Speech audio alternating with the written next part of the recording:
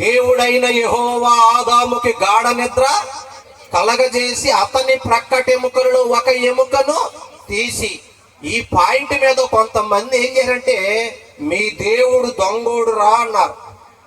ఏమన్నారు చెప్పండి? మీరు పడుకున్నాక వచ్చి మీ ఇంటికాడు బంగారం పట్టుకెళ్ళిపోతే వాడు మంచోడా దొంగోడా? మాట్లాడతలేదు మీరు. ఇప్పుడు జరిగిన చరిత్ర చెప్పనా? ఇద్దరు స్నేహితులు ఉన్నారంట. పెరిగి పెరిగి పెద్దయ్యి ఒక ఆయన పాస్టర్ గారు అయ్యారక్క, మరొక ఆయన ప్రొఫెసర్ అయ్యాడు. చాలా కాలం తర్వాత ఈ ప్రొఫెసర్ పాస్టర్ గారింటికి వచ్చాడు. కరెక్ట్గా ఆదివారం నాడు వచ్చాడు. బంధువులు ఎప్పుడొస్తా తెలుసా?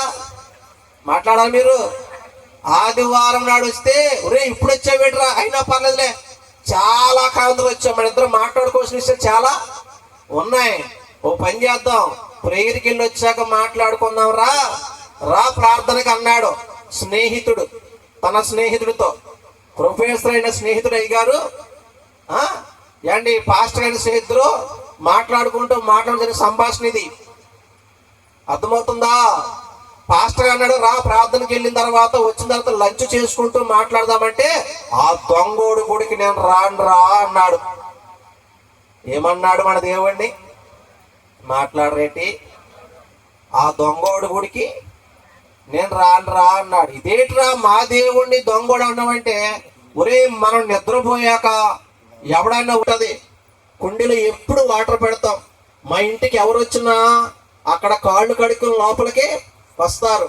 కడుక్కోవడానికి అక్కడ పాత చెంబు ఉంది, సొట్టలు పడిపోయిన చెంబు ఉంది.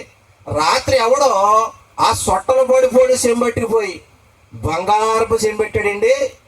ఆడు మంచోడా దొంగోడా అంది.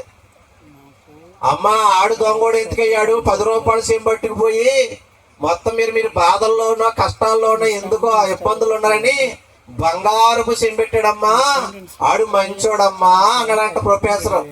ఆ పిల్ల అందంట, ఒక ఎముక తీసుకుని ఆ ఎముకతో ఈ సృష్టిలో విలువైనటువంటి స్త్రీనిచ్చాడు.